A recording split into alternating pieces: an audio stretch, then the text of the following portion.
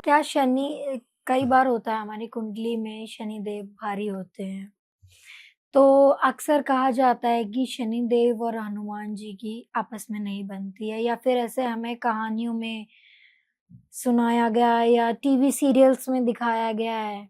तो क्या हनुमान जी की पूजा करने से शनि दोष खत्म होता है?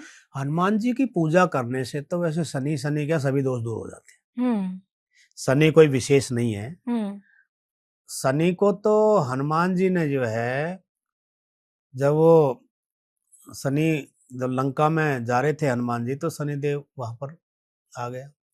तो शनि देव को कहा कि भाई तुम मेरे रास्ते में से हट जाओ, अगर नहीं हटोगे तो फिर मैं जो है कुछ और प्रकार से करूंगा। तो शनि को उठा करके उन्होंने सिर पर रख दिया, सिर पर रख लिया, और उसको जो है लेकर के जान वो लेर जब दबाया उनको, तो शनिदेव चिल्लाया कि छोड़ दो मेरे को। हुँ, तब हनुमान जी ने कहा कि देखो मैं इस कार्य के लिए जा रहा हूँ, राम काज के लिए जा रहा हूँ, राम आप काज। बीच में बाधा मत बनना। कि महाराज ठीक है, और फिर एक काम और कर देना, आपकी जो दृष्टि है वो लंका के वो पड़े, जिससे लंका का विनाश हो जाए। लंका को जो मैं कार्य करना चाहता हूँ, फूकना चाह रहा हूँ, वो आपके कृपा से ये कार्य भी सफल हो जाए। तो शनिदेव ने वो भी हाँ कर लिया, तो उसमें एक और सहयोग हो गया, तो लंका को फूक दिया, हुँ, है ना। तो हनुमान जी की कृपा और शनि की कृपा दोनों के हो जाए, कौन सो काज कठिन जग माही जो नहीं होए तात तुम पाए। ऐसा कोई कार्य नहीं है संसार में जिसको हनुमान जी नहीं कर नहीं कर सके। सकते। साल 2025 में बहुत सारी विकृतियाँ आ रही हैं। आप लोगों को इस आधुनिक दौर में क्या बोलना चाहेंगे कि कैसी साधना की जाए कि जो उनके ऊपर विकृतियाँ आ रही हैं या इस तरह की प्राकृतिक विपदाएँ आ रही हैं, उनसे बचा जा सके? देखिए, प्राकृतिक विपदा तो जो प्रकृति की है, तो प्रकृति की विपदाओं को तो परमात्मा ही रोक सकता है। जी। देवता तो केवल और केवल, जैसे मैंने आपको बताया, क्योंकि प्रकृति में है क्या, वो जो है आपदा, वो भी तो देवी देवता ही हैं। उनका जो स्वरूप है एक तरह से, हुँ, पृथ्वी है, जल है, अग्नि है, वायु है, आकाश है, उन्हीं का तो खंड विखंड हो रहा है ना, कहीं इधर से उधर, इधर से इधर। लेकिन इस प्रकार का जो जनमानस को जो नुकसान होता है, उसके लिए वहां के जो ऐसे देवी देवता हैं जिनको हम ग्राम देवता बोलते हैं, लोकल देवता होते हैं, जी, जी, जी। इष्ट देवता होते हैं, कुल देवता होते हैं, कुल देवियां होती हैं, उनकी भी हमको अवश्य निरंतर साधनाएं करनी चाहिए, उनकी पूजा करनी चाहिए, जिससे इस प्रकार का पहले ही आभास हो जाता है, आभास जिससे उससे बचाव हो जा सकता है। सकता पहले संकेत हो जाते थे। आजकल के तो ये मौसम विभाग वगैरह ये बताते हैं, लेकिन बहुत सी ऐसी जगह हैं जिनको मौसम विभाग भी वहाँ फेल हो जाता है। लेकिन हमारे ऋषियों का जो रिसर्च था, यानी खोज थी, रिसर्च करने वाले का ही नाम तो रिसर्च है, वो ऋषि है। है। हुँ, आजकल उनको साइंटिस्ट बोल देते हैं, वैज्ञानिक बोल देते हैं, लेकिन जो रिसर्च करने वाले, ये शब्द संस्कृत का, ये रिसर्च जो है संस्कृत से, वेद से निकला हुआ है। रिसर्च करने वाले का नाम ऋषि, ऋषि नाम है उसका, रिसर्च करने वाले का नाम ऋषि। ऋषि है।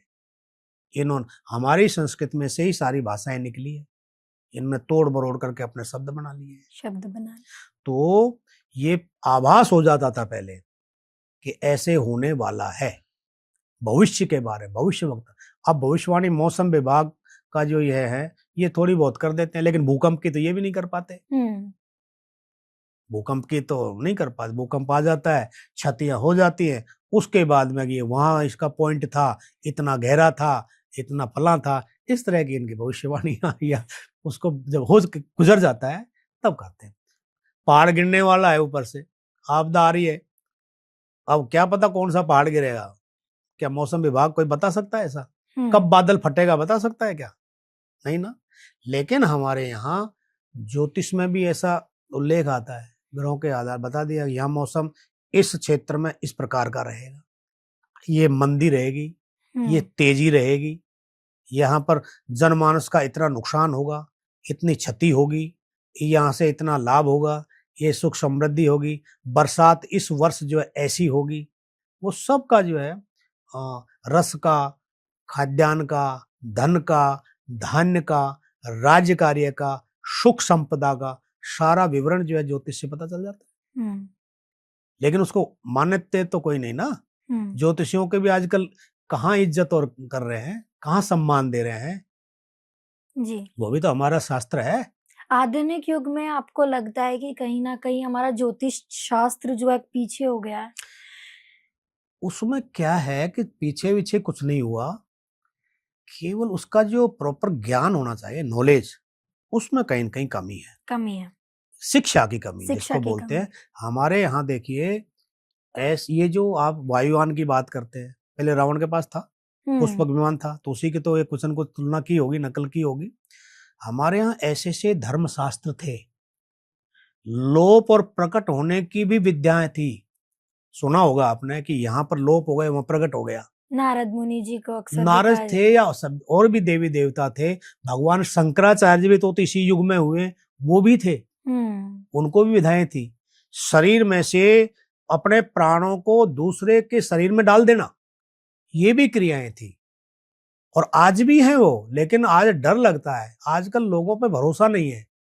ऐसी क्रियाएं हैं आज भी, शरीर में से निकाल कर अपने प्राणों को दूसरे में आहुत कर सकता है, लेकिन उस शरीर का क्या होगा, उस पर किस पे विश्वास किया जाए? अगर उसको कुछ कर दे तो, उसको क्षति पहुंचा दे, तो उसमें से वापस आना भी तो है। जी। तो ऐसी ऐसी क्रियाएं हमारे यहाँ होती थी। गुरु गोरखनाथ जी का आपने कभी सुना होगा इतिहास। गुरु गोरखनाथ जी के पास में विद्याएं थी। नाथ संप्रदाय में बहुत सारे ऐसे संत हुए हैं, गोरक्षनाथ हैं, मच्छंद्रनाथ हैं, भर्तृनाथ हैं, जी। तो उनके अंदर ये क्रियाएं थी और वो सब निकाल करके अपने सिंदूर में प्रवेश कर देते थे। कई बार हमने सुना था वो जादूगर ऐसा होते थे, मोम की इंसान को मोम की मक्खी बना दे, चिपका दे, ऐसी ऐसी क्रियाएं होती। लेकिन वो विधायक कहाँ चली गई? वो ये आताताइयों ने हमारे जो विश्वविद्यालयों को फूंक दिया, नालंदा, तक्षशिला, जिसमें बताते हैं कितने वर्षों तक आग लगती रही। तो ऐसी ऐसी जो ज्ञान शास्त्र थे वो उनके अंदर जला दिए गए। कुछ चुरा के ले गए, कुछ लोग चुरा के भी ले गए, कुछ उन्होंने उनको संभाल के नहीं रखा। कुछ जब ये डर के मतलब जब इस तरह की जो आक्रांताओं ने आक्रमण किया, वो अपने शरीर को बचाएं, परिवार को बचाएं या अपने धर्मशास्त्रों को लेकर के चले। तो बहुत सारे, लेकिन फिर भी कुछ ऐसे विद्वान जिन्होंने उनको कंठस्थ याद किया हुआ था, वेदों को, चारों वेदों को याद कर रखा था, बहुत सी विधाओं को उन्होंने याद किया हुआ था, उनके पास बच गई तो वो आज उसको काम आ रही है वो। परंतु बहुत सी ऐसी हैं जो अलौकिक हैं, वो आज भी नहीं है।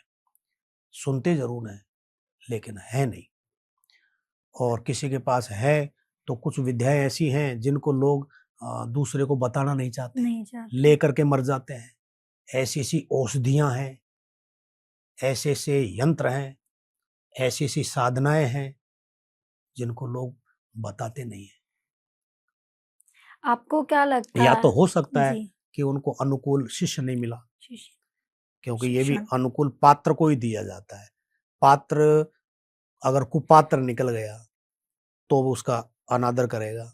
या पात्र कैसा होना चाहिए? पात्र के अंदर निर्मलता होनी चाहिए, भाव होने चाहिए, समर्पण होना चाहिए, विश्वास होना चाहिए, श्रद्धा होनी चाहिए, सेवा का भाव होना चाहिए। उसको लेकर के वो क्या उसका उपयोग करेगा, ये उसके भाव विचार होने चाहिए। आज के युग में युवाओं को, या फिर युवा नहीं कहें, आज के युग की अगर हम बात कर लें तो हमारे वेदों की, हमारे शास्त्रों की कितनी जरूरत है? बहुत सारी लोग नहीं समझ पाते इसकी जो इम्पोर्टेंस कहेंगे हम, लोग नहीं समझ पा रहे हैं, क्योंकि हमारे यहाँ संस्कार होते थे, उन संस्कारों के माध्यम से जो कि वेदों में है, शास्त्रों में है, उन संस्कारों को बच्चे नहीं सीख पा रहे हैं। भाग दौड़ हो रही है, पाश्चात्य विद्या को, पाश्चात्य शिक्षा को उन्होंने ग्रहण किया है। और आप देख भी रहे हैं, बच्चा पैदा हो गया, 3 साल 2.5 साल के कोई जो है स्कूल में डाल देते हैं, हुँ। इंग्लिश स्कूल में। तो वहाँ से वो ABCD से शुरू करता है। उसके बाद में जो है मम्मी डैड वगैरह वगैरह वहाँ से शुरू करता है। और पढ़ाई यानी अंग्रेजी की पढ़ाई को पढ़ने के लिए यहाँ से लेकर के विदेश तक चला जाएगा। हमारे संस्कार नहीं सीखे, ना माता पिता की क्या इज्जत होती है, माता पिता का क्या सम्मान होता है, परिवार में रह करके किस प्रकार से पालन होता है, परिवार का क्या किस किस का क्या महत्व है, किसका क्या पद है, क्या सम्मान है, वो सब जो है उनको कोई मतलब नहीं है। केवल और केवल पढ़ाई, पढ़ाई करके क्या करेगा कि मेरे को पैरों पे खड़ा होना है, योग्य बनना है, कमाई करनी है, या ज़्यादा से ज़्यादा कोई साइंटिस्ट बन जाएगा। लेकिन हमारी जो संस्कृति है उसको उन्होंने बिल्कुल ही त्याग दिया। और त्यागने का कारण ही है कि अपने आप को भी वो ठीक नहीं रख पा रहे। उनके अंदर न कोई मानसिक ज्ञान है, न मानसिक ताकत है, न शारीरिक ताकत है, न कोई आध्यात्मिक ताकत है, कुछ भी नहीं है। एक सही तरह से गलत की पहचान। कोई पहचान नहीं है। केवल और केवल परेशानियों से जूझ रहे हैं, समाधान उनके पास कोई है नहीं, लिया किसी से है नहीं, विश्वास किसी पे है नहीं। तो ये परेशानी का दौर युवाओं में चल रहा है। बहुत सी ऐसी चीजें आप देखिए, बच्चे या बच्चियां फटे कपड़े पहनते हैं। फटे कपड़े, फटे कपड़े हमारे यहाँ दरिद्रता की निशानी है। आपने हुँ। सुना होगा, फटे कपड़े वो पहनता है या तो किसी को मिलते नहीं, गरीब है बेचारा, जैसा मिल गया पहन लिया, दरिद्र है, उस वो पहनते हैं। और हमारे यहाँ पर अच्छे बच्चे, पढ़े लिखे बच्चे, अच्छे घरों के बच्चे, उनको फैशन बना लिया। हुँ। अरे भाई, उसकी गहराइयों में जाओ, ये आप लोग ऐसा क्या कर रहे हो? हम लोगों को बेवकूफ बना करके बच्चों को, किसी ने वहां से बाहर से आ गया पश्चिमी और पहन के सभ्यता। और उसको दिखा दिया, और शरीर उसका गोरा, और वो कपड़े उसको ऐसे, तो हमने देख, अरे कैसे लग रहे हैं, उन्हीं को हमने जो है बच्चों ने हमारे ने रिवाज बना लिया, हुँ। फैशन बना लिया। हुँ। क्या है ये? क्या आपने मेहनत कर रखी है, भगवान ने दे रखा है मेहनत से, तो आप अच्छे पहनिए, अच्छा खाइए, अच्छा व्यवहार रखिए, अच्छी जगह बैठिए, अच्छा एनवायरनमेंट लीजिए, तो आपके लिए अच्छा ही अच्छा रहेगा। आप गलत वातावरण में जाएंगे, गलत व्यवहार करेंगे, गलत खान-पान करेंगे, गलत आपका वैसे ही मन होगा, जैसा खाओ अन्न, वैसा हो मन, मन। जैसा बोलो, जैसा पियो पानी, वैसी बोलो वाणी। जिसका खाओगे उसका कुछ तो प्रभाव होगा ही ना। ऐसा हो रहा है हमारे बच्चों में, पीढ़ियों में, कहीं क्या न करें? कहीं लोग ये भूल गए हैं कि जैसा खाएँगे अन्न वैसा होगा मन, आज के युग में। हाँ, तो सीधी-सीधी बात है भई, आप दूषित भोजन करोगे तो उसका प्रभाव नहीं होगा क्या? ये जी। तो विष तुल्य बन जाता है। तो ये भी एक विष है, हुँ। भाषा का विष है। भाषा कैसी बोलनी चाहिए? हुँ। ऐसी भाषा बोलिए जो सबको प्रिय लगे, कर्णप्रिय हो, अच्छा लगो, हृदय जिससे प्रफुल्लित हो जाए। आपने कभी हृदय को बढ़ते हुए देखा है क्या? मेरा हृदय इतना विशाल हो गया, कभी नहीं देखा। मेरे पास वो क्रियाएँ हैं, हृदय को बढ़ाने की। आपका हृदय मैं इतना बड़ा इसमें कर सकता हूँ, आपका इससे भी बाहर मैं हृदय को ले जा सकता हूँ। आपको मैं पूरे वातावरण वायुमंडल में आपको मैं प्रवेश करवा सकता हूँ। ये गुरु की कृपा है, भगवान की कृपा है, ये साधना का प्रभाव है। मैं ऐसे ही नहीं कह रहा, प्रैक्टिकल कर। आपका पेन वहाँ हो रहा है, हम यहाँ से उसको ठीक कर देंगे। ये प्रैक्टिकल है। आपका ब्लड निकल रहा है, किसी को निकाल के ले आइए, उसको 2 या 3-4 सेकंड के अंदर उसका ब्लड बंद हो जाएगा। ये क्रियाएँ हैं, ये ओरा शक्ति से प्रभाव जो है, शरीर की जो एनर्जी है, उसको बढ़ा करके उससे, ये मंत्र की शक्ति है, मंत्र का प्रभाव है, देवताओं का प्रभाव है। मंत्रों का जाप करने से और उच्चारण करने से कितना फ़र्क पड़ता है हमारे जीवन में? मैंने आपको बताया ना कि मंत्र जो है वो हमारी शक्ति को, आंतरिक शक्ति को जागृत करते हैं। हुँ। अब कौन सा मंत्र किस कहाँ पर आपका भीतर से वो डैमेज हो रहा है, कोई पार्ट डैमेज हो रहा है या वीक हो रहा है, उसको वो ऊर्जावान कर देते हैं, ऊर्जित कर देते हैं और वो ठीक हो जाता है। हर चीज के मंत्र हैं, जितनी भी बीमारियां हैं उनके मंत्र हैं, बशर्ते वैसा साधक होना चाहिए और वैसा उसके पास में समय होना चाहिए, इसमें कोई संशय नहीं। लेकिन आजकल कुछ ऐसी बीमारियां हो गई हैं उत्पन्न, जैसे कैंसर है। कैंसर एक ऐसी बीमारी है, अगर उसको समय पर संभाल लिया तो कुछ औषधियों के द्वारा और कुछ जो है मंत्रों के द्वारा उसको क्योर किया जा सकता है। आजकल 2-3 बीमारियां और ज्यादा चल रही है, बीपी है, शुगर है, थायराइड है या कोलेस्ट्रॉल है, इस तरह की बीमारियां, बहुत सारी बीमारियां फिर बढ़ती चली जाती है। ये भी क्योर हो जाती है, होंगी क्यों नहीं भाई, साधना से। खा करके पड़े रहेंगे तो नहीं होगी, बढ़ेंगी। लेकिन अगर उसको साधना के द्वारा ऐसा हमको बना के चलना है, मन को भी, भीतर के शरीर को भी, बाहर के शरीर को भी, तो उसके साथ में, प्रकृति के साथ में अटैच होकर के चलेंगे तो ये बीमारियां दूर भी हो जाएंगी, ऐसा कोई बात नहीं है। हमारे शास्त्रों में, वेदों में वैज्ञानिक और आध्यात्म सब की दोनों की बात की गई है। यानी कि कोई भी चीज जब हम करते हैं तो उसके पीछे एक साइंटिफिक रीजन होता है। इसके अलावा पहनना हो गया, तिलक लगाना हो गया, रुद्राक्ष पहनना हो गया। इसमें क्या है, ये हमारी वस्तुएं हैं। जैसे आपने चश्मा लगाया, एनक्स, तो क्या है, वो धातु है और वो धातु का प्रभाव आप प्रैक्टिकल रूप में, साइंटिफिक उसको फील कर रहे हैं। रोशनी को नियंत्रित करने के लिए उसका हम उपयोग करते हैं और प्रैक्टिकल फिर उसको देख करके हम लोग उसका उपयोग करके हम लोग उससे काम ले रहे हैं, जी, है ना। क्या है, वो शीशा है लेकिन काम कर रहा है और प्रैक्टिकल है, साइंटिफिक है, उसके अंदर धातु ही तो है, वो धातु ही है ना। इसी प्रकार से ये हमारे जो स्टोन है, वो स्टोन भी हमारे जो शरीर की धातुएं हैं, 7 धातु, उन धातुओं को मेंटेन करते हैं। वो धातु भी अलग अलग होती है, उनका कलर्स भी अलग अलग होता है, क्योंकि शरीर के अंदर भी 7 धातुएं हैं और 7 ही कलर्स हैं इसके अंदर। शरीर के अंदर कलर्स भी हैं। कौन से शरीर के अंदर धातु की कमी आ गई, कौन से शरीर के अंदर कौन से कलर्स की कमी आ गई, तो हम अस्वस्थ हो जाएंगे। उन कलर्स को, धातुओं को पूरा करने के लिए उसमें ये सहायक है, कुछ खाने से और कुछ प्रयोग करने से, ऊपरी प्रयोग, बाहरी प्रयोग से, और कुछ आंतरिक प्रयोग से।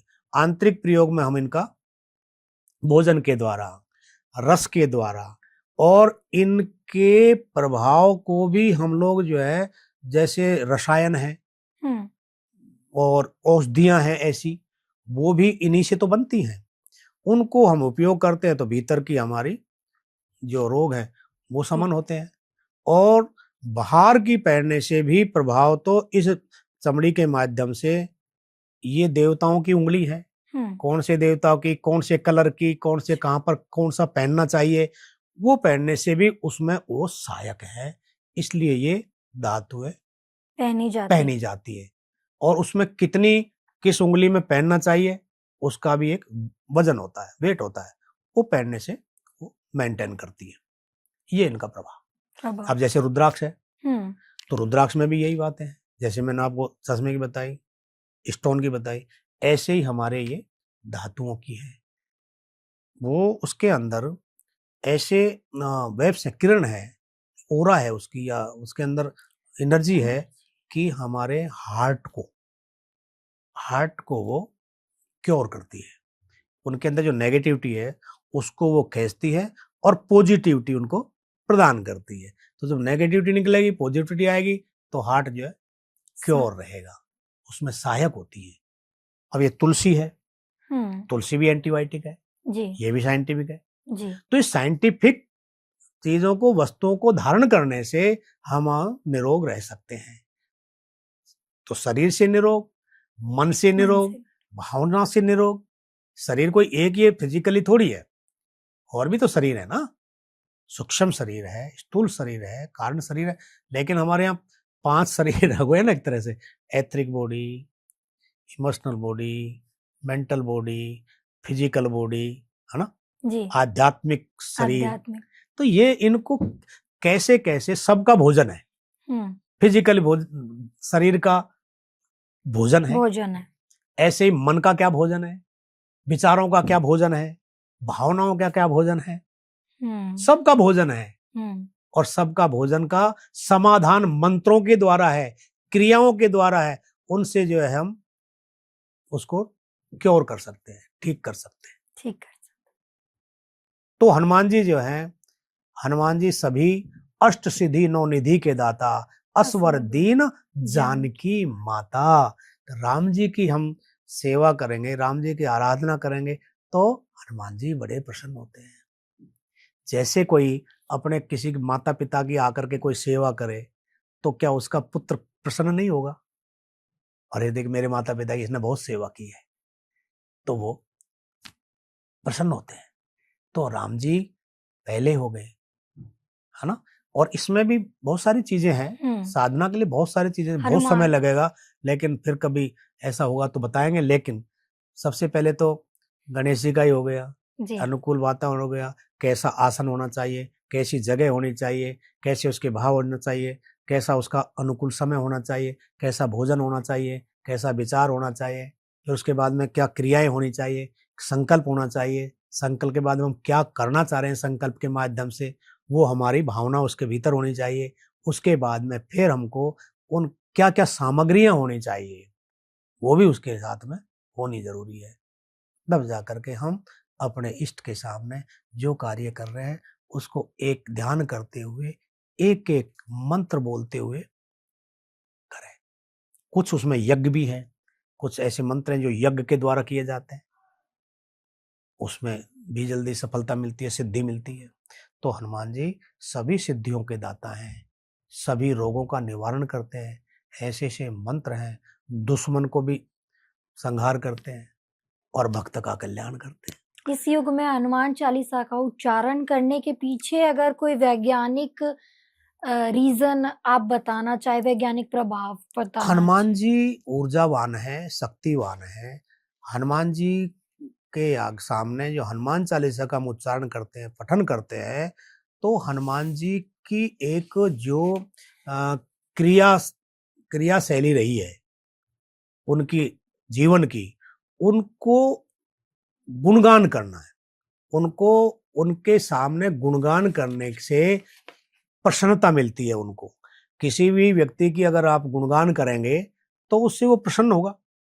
तो हनुमान जी भी ऐसे देव हैं, या कोई भी देव है, उनका गुणगान करने का ही हनुमान चालीसा का पाठ है।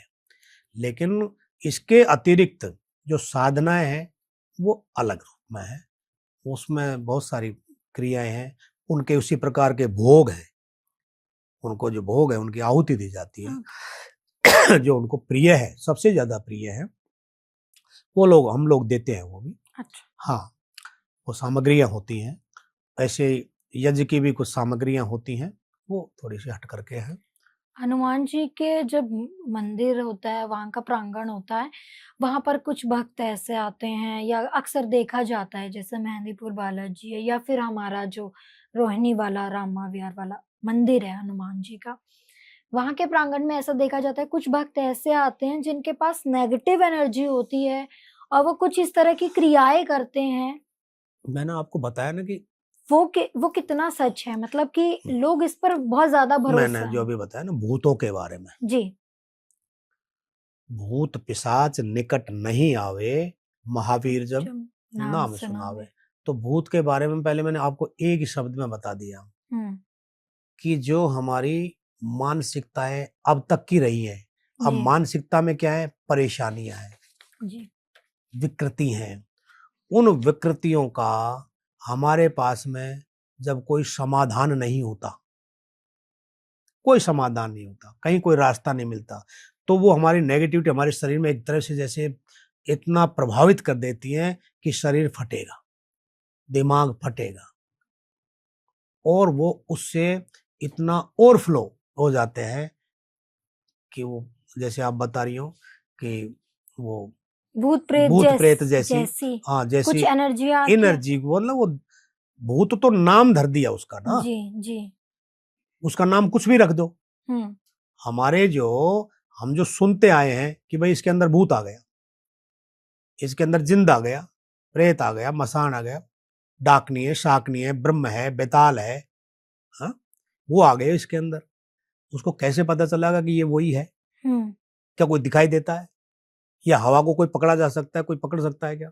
हवा तो ट्यूब में, टायर में, इसमें तो बन सकती है, किसी यंत्र में बन सकती है, लेकिन कोई हाथ से पकड़ सकता है क्या? लेकिन हवा का संबंध तो हवा से ही रहेगा।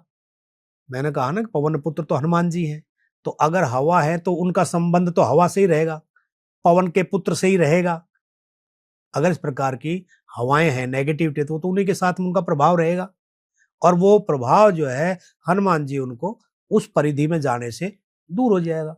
जैसे आप स्नान करने के लिए जाएंगे, नदी में स्नान करेंगे, गंगा में स्नान करेंगे, तो जाएंगे तो उसके प्रभाव में जब आएंगे तो भीगेंगे तो सही, दूर खड़े खड़े तो नहीं होगा, लेकिन दूर खड़े खड़े इतना जरूर होगा कि वहां की जो वातावरण है, वहां का हवा है, वहां की जो जल की पवित्रता का जो प्रभाव है, वो भी कुछ न कुछ आपको स्नान जरूर करा लेगा अपने उससे ओरा से।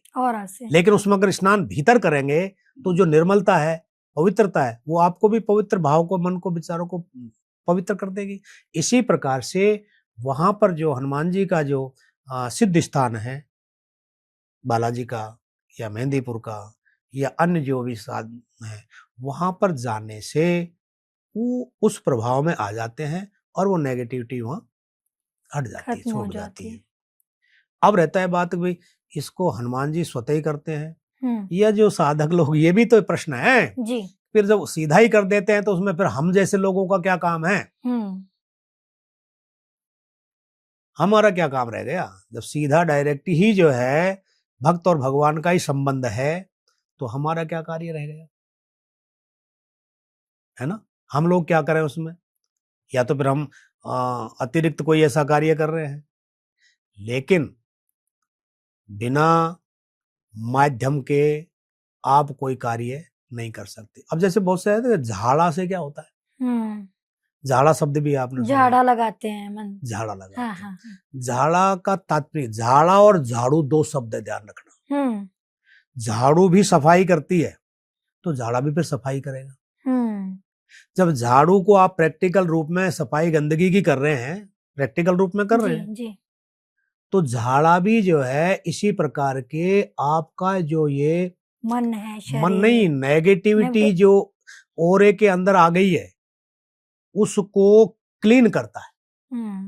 उस झाड़े के अंदर कलर्स होते हैं, देखना आप, मोर का जो पंख होता है उसके अंदर 7 कलर्स होते हैं, और मैंने पहले ही आपको बता चुका हूं कि इस शरीर के अंदर भी 7 कलर्स हैं।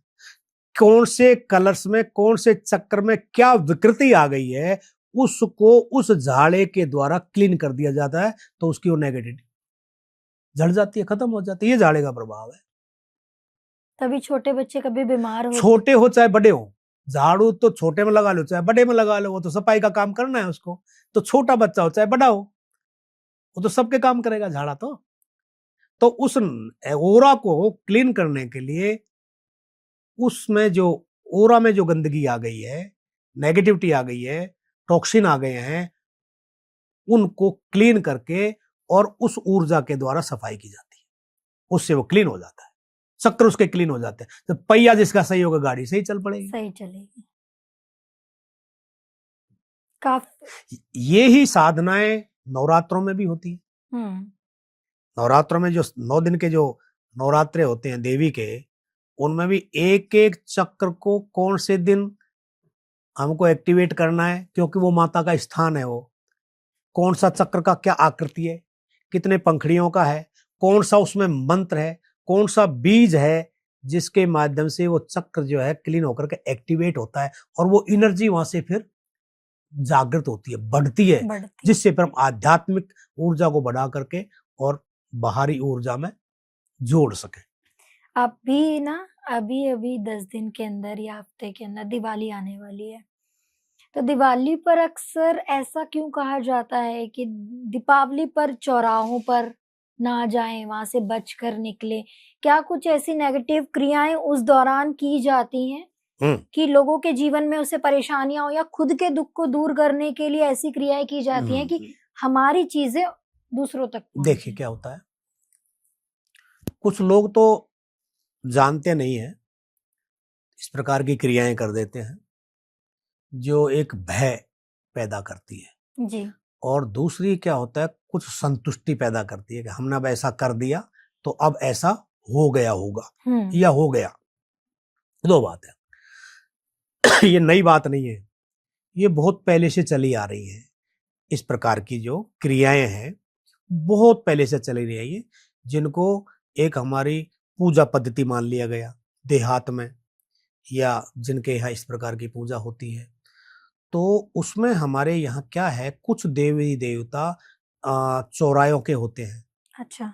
हाँ, और कुछ जो है क्षेत्र के होते हैं, जैसे भैरव है, क्षेत्रपाल है, इनकी पूजाएँ चौराहे पर ही दी जाती हैं। इनका निवास वहाँ पर होता है, लेकिन ये किसी दूसरे को अनिष्ट नहीं पहुँचाते। हमने दिया, उन्होंने ले लिया। उनका जैसे दीपक है, चौमुखा है और तेल है, सरसों का है, या उनकी जो भोग्य सामग्री है, मांस बोलते हैं हम लोग, ये जीव हत्या का नहीं, हुँ, उड़द, उड़द। उड़द को हम लोग मांस बोलते हैं, संस्कृत में उड़द को मांस बोला गया है। अच्छा, तो उसमें उड़द को उबाल के और उसमें दही और सिंदूर मिलाने से वो मांस का स्वरूप हो जाता है। अच्छा। ये सात्विक बलि है। हुँ, और गुड़ में वो तेल में उसमें सॉरी दूध में गुड़ मिलाने से उसको शराब का स्वरूप बन गया। वो भी सात्विक, आप उसको अर्पण कर सकते हैं। शराब की जगह दूध में गुड़ मिलाकर देने से वो भोग उसको स्वीकार हो जाता है। इसी प्रकार से माँ काली की भी है। जब माँ काली की भी बलि यही है। तो ये नहीं है कि उनको जीव हत्या करके किसी को बलि दी जाए तब हुँ, देवी देवता प्रसन्न होंगे, ऐसा नहीं है। और दूसरी बात ये है, हमारे अंदर जो दुर्गुण है, जो विकार हैं, उनकी हमको बलि दे देनी चाहिए। हुँ, जैसे बक-बक करता है कोई, बकरा टाइप में बोलता है, हुँ, यानी हुँ, बकरे की बलि दे दो। तो वो बकरा, वो बेचारा बकरा नहीं, जो जीव है उसके अंदर, वो तो हमारे जैसा है। हुँ, जितना हमको कष्ट होगा, बकरे को कष्ट होगा।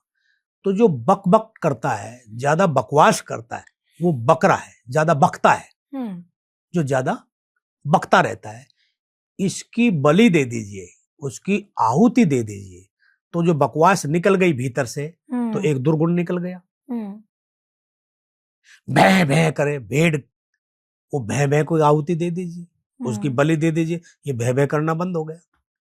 मद हाथी की तरह, हाथी की बलि, मदमस्त होकर के आदमी अहंकार में चलता है, तो इस अहंकार की बलि दे दीजिए, तो आप उससे मुक्त हो गए, आप और ज्यादा हल्के हो गए। ये नहीं है किसी मुर्गे को काट के दे दिया ये या बलि कोई प्रथ जीव काट के दे दिया। ये पहले जहां जंगल में बहुत सारे ऐसे लोग रहते थे, वहां हो सकता है उनको खाने के लिए कुछ नहीं मिलता होगा। हुँ, जैसे समुद्र के किनारे बहुत सारे जीव अपना जीव यापन करते थे, मनुष्य करते थे, और उस समय ऐसी सभ्यताएं रही होंगी, हुँ, तो भूख तो सबको लगती है। आजकल तो जीव भी तो जीव को खा रहा है, हुँ, मछली मछली को खा जाती है। जी, बहुत सारे जीव ऐसे हैं जो उनको खा जाते हैं जीव को। ऐसे ही भूख तो सबको लगती है। तो हो सकता है ऐसा कोई खाद्य सामग्री वहाँ पर नहीं रही हो, ऐसी आवश्यकताएँ रही हों, तो उस समय इनका भोजन वो हो रहा, राक्षसी स तरह हो गया, प्रवृत्ति के लोग। प्रवृत्ति के लोग हो गए। नहीं तो कहीं भी जीव का भक्ष करना उचित नहीं है। हमारे शास्त्रों में क्या बलि प्रथा लिखी है, या ऐसा कहीं हमारे वेदों में लिखा है कि ऐसा होता ही है? हमने आपको बताया ना अभी, हुँ, इसी प्रकार की बलि है, हुँ, सामग्रियों की बलि है। सामग्रियों की। और हमारी जो विचारधाराएँ हैं, हमारे अंदर जो दुर्गुण है उनकी बलियां हैं, उनको निकाल के आप दो बलि। विचारों की, विचारों की, गलत मानसिक दुष्विचार हैं, दुष्विचार। मानसिकताएं इस प्रकार की, गलत धारणाएं हैं, उनकी बलि दो। उनसे आप फिर निर्मल हो जाओगे। फिर साधनाएं करिए। यही तो मैंने आपको पहले बताया था कि इनको नेगेटिविटी निकालने की प्रक्रिया मेरे पास है। और जब नेगेटिविटी निकल गई तो बीमारी निकल गई।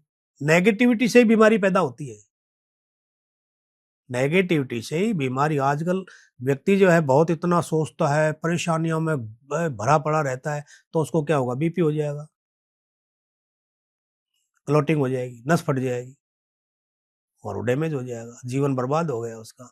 तो ऐसे इनको कंट्रोल करना, समन्वय बनाना, इनके साथ में शरीर के मन के साथ में, विचार भावनाओं के साथ में समन्वय बनाने की क्रियाएं हैं। अगर साधना के द्वारा क्रियाओं को करते हैं तो सब ठीक मेंटेन हो जाता है। वैसे तो हनुमान जी की अगर बात कर ले जाए तो हम कई दिन भी अगर बीत जाएंगे तो उनका जो विषय है कभी खत्म नहीं होगा, क्योंकि एक ऐसा विषय है कि हम इस पर लगातार कई घंटों कई दिन बात कर सकते हैं। ये सब्जेक्ट ही ऐसा है, हमारा अध्यात्म या फिर हमारे शास्त्र, हमारे वेद ऐसे हैं।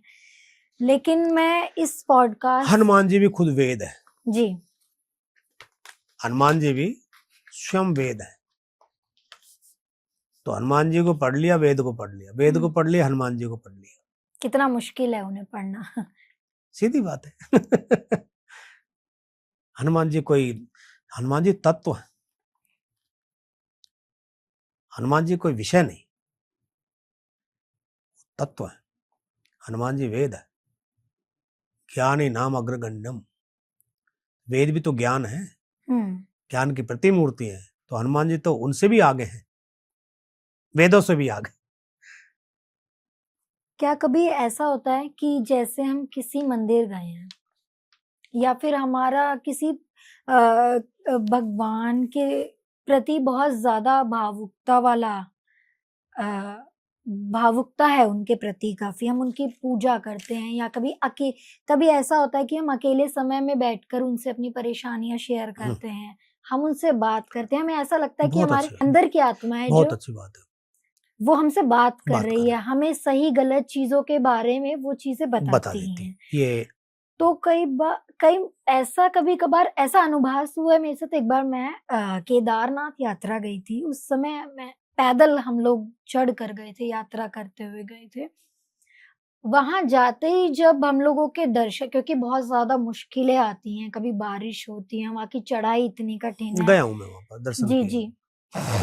तो ऐसा था कि जब वहां पर उनके दर्शन हुए तो आंसू रुक नहीं रहे थे, कि जैसे कोई जिंदगी में अचीवमेंट हमने प्राप्त कर ली है। तो क्या उनसे वो एक ऐसा कनेक्शन होता है हमारा, या उनका वो आशीर्वाद होता है, या वो कुछ हमें किसी भी तरीके से हमें बताना चाह रहे हैं कि हाँ ऐसी चीजें हैं, एग्जिस्ट करती हैं। जब हमारे आंसू ऐसे निकल रहे हैं और उस समय कोई भाव नहीं है, हम दुखी नहीं है, हम खुश नहीं है, बस हाँ आंसू निकल रहे हैं हमारे। जो भी हमारा तीर्थ है वहां पर हमने उसको, तीर्थ को, जिसका भी जो तीर्थ है, देवी देवता का आराध्य, उसको हमने भगवान मान लिया है। तो 3 रूप हो गए ना भगवान के। अब एक ही रूप नहीं रहा भगवान का। एक तो तत्व रूप में, उसको जैसे केदारनाथ भगवान के आप गई तो उनको आपने भगवान मान लिया था, और या सुन लिया था या देख लिया था, जो भी है। तब आपकी एक जिज्ञासा हुई कि उस भगवान के मेरे को वहां पर जाकर के दर्शन करने हैं। और आप इतनी कठिन परेशानियों से गई वहां पर, और आपने जैसे ही उनको प्राप्त किया तो आपकी जो है वो निर्मलता के द्वारा आपके विचारों, जो भाव थे, श्रद्धा, वो एक बहुत बढ़ गई, और वो प्राप्ति होकर के आप संतुष्ट हो गई।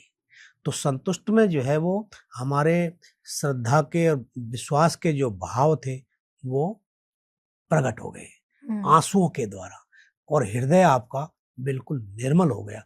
तो यही तो शक्ति है हमारे तीर्थों में, हमारे देवी देवताओं में, हमारे मंदिरों में, वहां पर एक एक कण जो है, एक एक कण, सबके अंदर भगवान विराजमान है, विद्यमान है।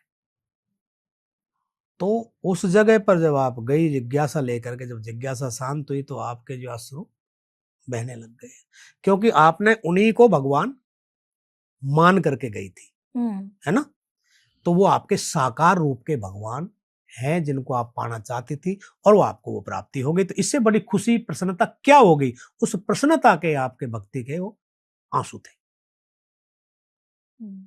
तो आप उस समय एक बहुत बड़ी भक्ति आपको प्राप्त हो गई, बहुत बड़ी जिज्ञासा आपकी प्राप्त हो गई।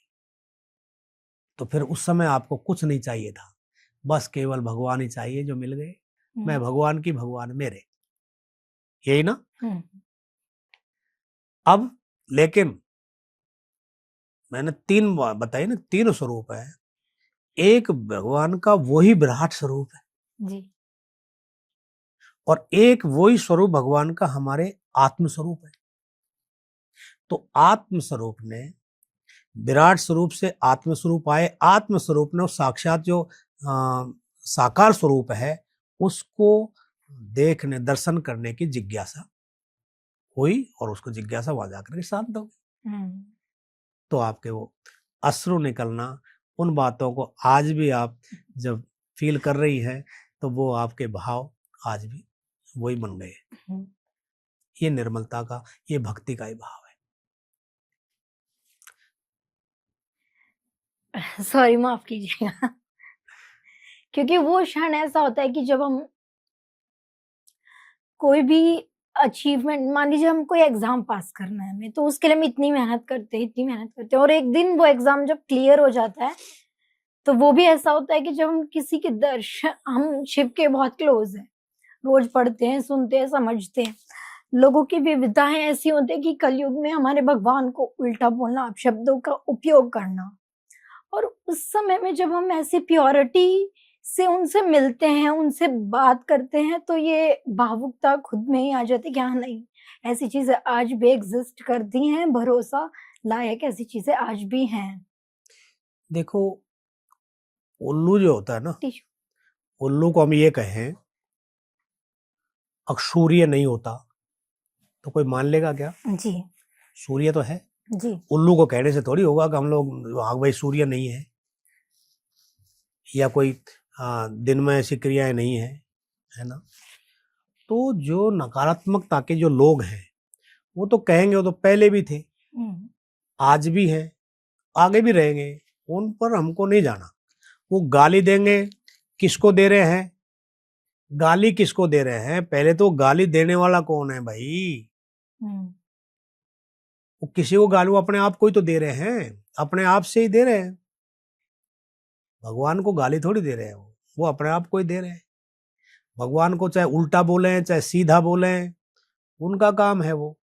एक व्यक्ति, जैसे एक पिता के तो सभी संतान हैं, भिन्न भिन्न हैं, सबके गुण हैं, सबके सब अलग हैं, व्यवहार अलग है, कर्म अलग है माता पिता एक ही, लेकिन सबके रास्ते उनके अलग अलग हो जाते हैं जी।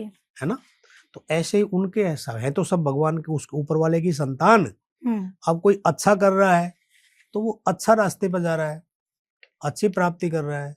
जो गलत कर रहा है वो गलत रास्ते पर जा रहा है। केवल भौतिकता को प्राप्त करना, भौतिकता के सुख को प्राप्त करना ही हम उसको ज्यादा अच्छा थोड़ी मानते हैं। अगर किसी न किसी कारण से, या दुष्कर्म करके, या इस प्रकार का प्रयास करके अगर धन एकत्रित कर लिया हो, या वैभव संपत्ति ऐश्वर्य प्राप्त कर लिया हो, तो क्या उसको ये मान लें कि बहुत बड़ी कृपा है भगवान की? ऐसा थोड़ी है। मन की संतुष्टि बहुत, वो उसके मन संतुष्टि है। बहुत सारे ऐसे लोग हैं जिनके पास में अथाह धन है लेकिन संतुष्ट नहीं है, और एक ऐसा व्यक्ति भी है जिनके पास में अपना बहुत सीमित साधन है और बड़ा प्रसन्न है।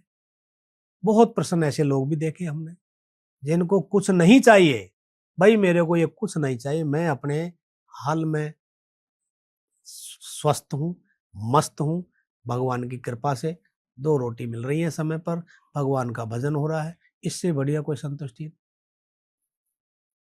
हम्म, संतुष्ट होना सबसे बड़ा धन है। संतुष्ट। अच्छा, और इसमें परोपकार, बहुत से लोग परोपकार करके बहुत बड़े प्रसन्न होते हैं हम्म, कि मैंने अपना तो कर लिया, लेकिन मेरे इस जीवन में, जो शेष जीवन में अगर कुछ हो जाए मेरे हाथ से, तो वो बड़ा अपना पूरा जीवन की सफलता मानते हैं।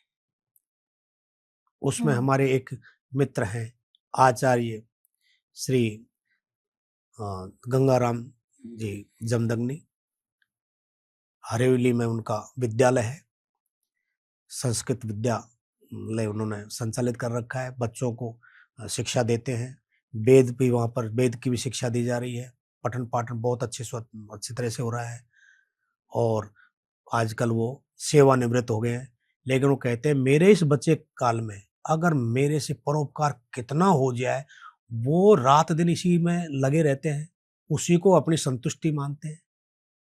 ऐसे हम्म, हमारे एक मित्र और हैं, श्री ब्रह्मर्षि जय गोविंदाचार्य जी महाराज।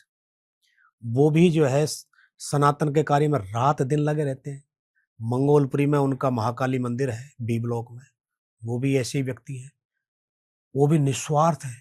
हम्म, उनके अंदर भी मैंने कभी दुराभाव या दूसरों के प्रति कभी घृणा या दूसरे का कभी बुरा सोचना कभी नहीं सुना। ऐसे ऐसे व्यक्ति हैं आज, महान विभूतियां, ऐसा नहीं है। आजकल तो आदमी अपने से ही कटता है। क्या आपको नहीं लगता जैसे आज के युग में जो युवा हैं, चाहे वो सोशल मीडिया कह लीजिए या मोबाइल कह लीजिए, उस पर हिंदुत्व को लेकर या अपने भगवान को लेकर, अपने इष्ट को लेकर पहले की बजाय थोड़ा ज्यादा जागरूक हो गई है, जो आज की नवी पीढ़ी है। लेकिन जागरूक तो हो गए, लेकिन उस पर चल तो नहीं रहे ना। हम्म, जागरूक क्या हुए, हम्म, उस पर चले तब तो ना। क्या जागरूकता आई उससे, जैसे आपके विचार से? अब विचार से जैसे कि भगवान को मानना, उनकी चीजों को सामने रखना। नहीं, उसमें वो मोबाइल नहीं बता पा रहा, हम्म, गूगल नहीं बता पा रहा, क्योंकि उसमें गुरु नहीं है, अच्छा, गूगल है। गुरु अगर होगा तो गुरु गलतियों को बताता रहेगा, गुरु गुरु मार्गदर्शन करता रहेगा, और गुरु के सानिध्य में रह करके बड़ी प्रसन्नता और प्रफुल्लता होती है, बड़ी शांति मिलती है सानिध्य से। तो वो गूगल के अंदर नहीं है, मोबाइल के अंदर नहीं है। तो गुरु का होना बहुत आवश्यक है। गुरु परंपरा हमारे यहाँ परमात्मा की परंपरा है। हम्म, गुरु ब्रह्मा गुरु विष्णु गुरुदेव महेश्वर, गुरु साक्षात परब्रह्मा तस्मै श्री गुरुवे नमः। तो गुरु जो है साक्षात परमात्मा का स्वरूप है। हम कोई बात अगर पूछेंगे तो तुरंत वो हमको उसी समय बता देंगे। अब हम्म, जैसे शास्त्र है, तो शास्त्र में आप जो पढ़ते जा रहे हैं, वो ज्ञान आपको मिलता जा रहा है। गूगल में आप कौन सा ज्ञान लेंगे जब अगर पिछला आपको कोई जानकारी नहीं है तो? शास्त्र में तो पढ़ना शुरू कर दीजिए, आपको ज्ञान प्राप्त होता चला जाएगा। लेकिन गूगल में हम कौन सा, मोबाइल में कौन सा चैप्टर को लेकर के चले जिससे हमको ज्ञान मिलेगा? अगर मान लीजिए उसके अंदर कुछ है भी, जैसे मान लीजिए उसने शास्त्र का ही बोल दिया, अगर मेरे को रामायण, रामचरितमानस या वाल्मीकि रामायण, तो वो आएगा उसमें, तो वो उसका गूगल का थोड़ी उसमें वो जनरेट किया हुआ है। हम्म, वो तो हमारे शास्त्रों को ही तो उसमें से डाला हुआ है। हम्म, तो पहले हमारे शास्त्र है ना, हम्म, तभी तो उसके अंदर डाले हैं। हम्म, उसमें तो नहीं पैदा किया उसने, अपना आप तो नहीं पैदा किया। अगर अपना आप ही पैदा करे तो ऐसी चीजें अब करके दिखा दे। करेंगे पहले हम लोग ही, हम्म, मनुष्य करेगा, साइंटिस्ट करेगा, वैज्ञानिक करेगा, ज्ञानी व्यक्ति करेगा, तभी तो उसके अंदर आएगा। उसके अंदर तो ऐसा कुछ है ही नहीं, खाली है वो तो। जब भरेंगे तब आप देख लें, अगर आपकी आवश्यकता की चीज है तो। आज के तो उसमें थोड़ा सा ये है कि वो एक ऐसा इंस्ट्रूमेंट है, उसको जेब में रख के चल पड़े। शास्त्र तो बहुत सारे कौन कौन से के लेके जाए, लेकिन उसको पढ़ कौन से को रहे हैं? वो केवल जिनको चाहिए वो ले लेते हैं, लेकिन उससे तो केवल वो काम चला सकते हैं। जो मेन प्रॉपरली है, जहां पर हमको मेंटेन होके चलना है, वो नहीं कर पा रहे, जिससे खुद को शांति मिले, परिवार को शांति मिले, परिवार प्रसन्न रहे, समाज प्रसन्न रहे, समाज को कुछ मिले, देश को कुछ मिले, संसार को कुछ मिले, वो उसके अंदर मैं समझता हूं कि बिना प्रैक्टिकल किए नहीं है। और वो तभी संभव होगा जब गुरु का सानिध्य होगा, शास्त्रों का अध्ययन होगा, जैसे वो बताएं उस मार्ग से चलना होगा, तभी ऐसा संभव हो सकता आज के एआई वाले युग में, एआई आपने सुना होगा, हाँ। एएनआई, तो उस युग में हमारे शास्त्रों और हमारे वेद भी साथ-साथ कितना ज़रूरी है कि हम युवाओं को कह सकें कि हाँ, ठीक है, एआई है, हमारे लिए, हमारी प्रगति के लिए ज़रूरी है, लेकिन वहीं हमारे जीवन में वेद, शास्त्र, पूजा-पाठ भी उतना ही महत्व रखती हैं। उस एआई से भी ज्यादा हुँ, महत्व रखते हैं। जी। देखिए, ये नहीं है कि भाई एआई को भी तो किसी ने बनाया ही होगा, उसके अंदर भी कुछ नॉलेज जो डाली है वो भी तो शास्त्रों से डाली है ना। मैंने जैसे बताया उसमें और एक टेक्निक है जिसको और रिसर्च के द्वारा कितना भी बढ़ा सकते हैं, वो अलग बात है, लेकिन बढ़ाने वाले भी तो हमारे धर्मज्ञ लोग ही हैं, और तो कोई नहीं है ना उसमें। तो उनका अनुसरण, अब जैसे आशीर्वाद है, आशीर्वाद, कृपा, क्या वो एआई दे देगा? हुँ, दे देगा क्या? नहीं दे नहीं दे पाएगा। पाएगा, कहाँ से मिलेगी? गुरुओं गुरु से से। मिलेगी, माता पिता से मिलेगी। तो एआई क्या करेगा उसमें? तो बहुत सारी ऐसी चीजें हैं, आधुनिक जो हमारे यंत्र हैं यंत्र। या शिक्षाएं हैं, उनको लीजिए, काम आ रही है, ऐसी बात नहीं, जीवन में काम आ ही रही है, ऐसा नहीं है, लेकिन जो प्राचीन पद्धतियां हैं वो बहुत उनसे ऊपर हैं, उनका अनुसरण करना बहुत ही आवश्यक है, हुँ, उन पर चलना बहुत आवश्यक है। एआई को भी लेकर के, ज्ञान लेकर के भी फिर भी अशांति है, फिर भी संतुष्ट नहीं है। और वह हमारे शास्त्र में तो मात्र एक इतना सा बीज को लेकर भी उस पर इतना रिसर्च है कि उसी से शांति है, उसी से प्राप्ति है। आजकल लोग थोड़ा-सा परेशान हो जाते हैं तो डिप्रेशन का नाम दे देते हैं। हाँ, तो डिप्रेशन जो है ये मानसिक विकार है ना। हुँ, तो मानसिक विकार आया कहाँ से? मानसिक विकार के मैंने आपको पहले ही बता दिया था, ये आए तो पिछले उससे ही है ना, किसी बात को उन्होंने ले लिया ना अपने ऊपर, तो ले लिया तो वजन हो गया, बर्डन हो गया, जी, जी।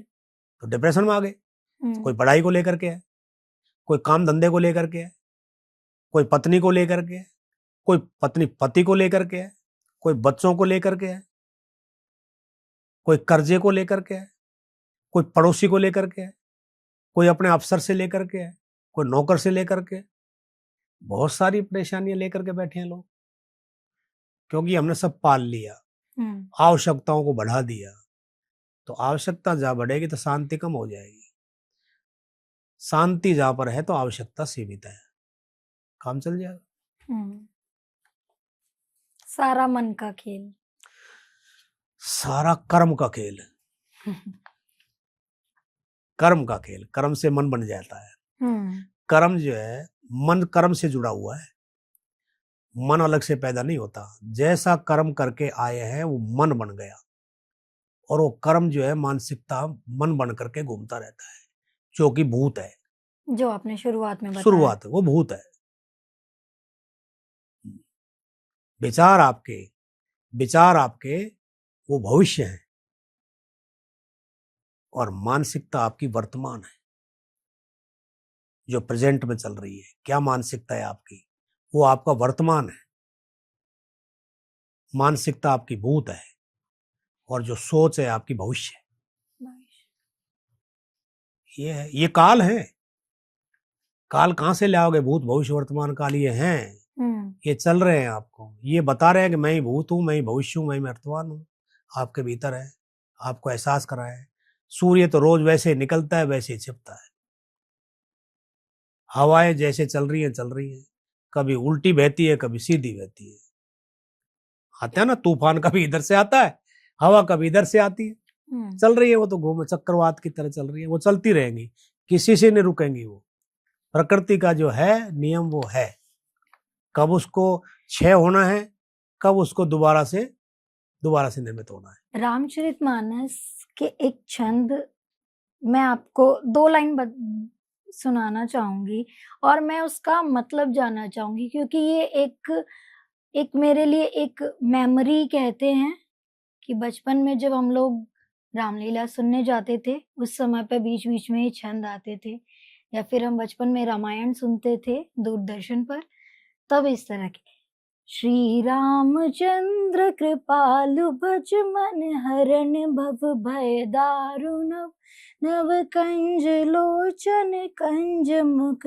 कर कंज पद कंजारुण। क्या बात है। मैं इस लाइन भगवान का स्वरूप बड़ा ही दिव्य है। भगवान के नेत्र कैसे हैं? बड़े दिव्य नेत्र है। भगवान के नासिका कैसी है, भगवान का मुख कैसा है, भगवान के कर्ण कैसे हैं, भगवान के बाहु हाथ कैसे हैं, भगवान के पैर कैसे हैं, भगवान के नख कैसे हैं, भगवान की थोड़ी चिबुक कैसी है, भगवान का कंठ श्री राम का कैसा है, भगवान के वक्ष स्थल कैसे हैं, भगवान का उदर कैसा है, भगवान की कटी कैसी है, इस प्रकार का इसमें वर्णन आया है। तो ये हमारी भक्ति बन गई। इसका जो छंद है उसका स्मरण करते करते, भाव से बोलते बोलते, और हम भगवान का सारा स्वरूप का उसके अंदर दर्शन कर लेते हैं। ऐसे दिव्य स्वरूप के भगवान का कमल स्वरूप जिसमें भगवान विराजमान है, ऐसे भगवान के श्री राम के हमको दर्शन हो जाते हैं हमारे भाव से, इस छंद के द्वारा। तो हमारा जो भाव है वो भगवान के अंदर ही एकाकार हो जाता है। ये इसका स्वरूप है। भगवान बड़े कोमल हैं, भगवान के दांत जो है अनार की तरह हैं, भगवान का ये समुद्र की तरह है। इस प्रकार के इसमें छंद में बात की गई है।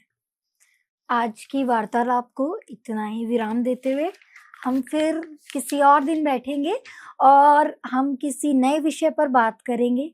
तब तक के लिए आपका बहुत बहुत धन्यवाद। आपने हमारे साथ कितने ही युवाओं को कितनी बातें बताई होंगी, कितने उनकी नॉलेज को बढ़ाया होगा, ये शायद आपको भी नहीं पता होगा कि कितने लोगों के जीवन में कितने बदलाव आ जाएंगे। चलो, इसके लिए आपको बहुत बहुत साधुवाद, बहुत बहुत शुभकामना, खूब ढेर सारा आशीर्वाद।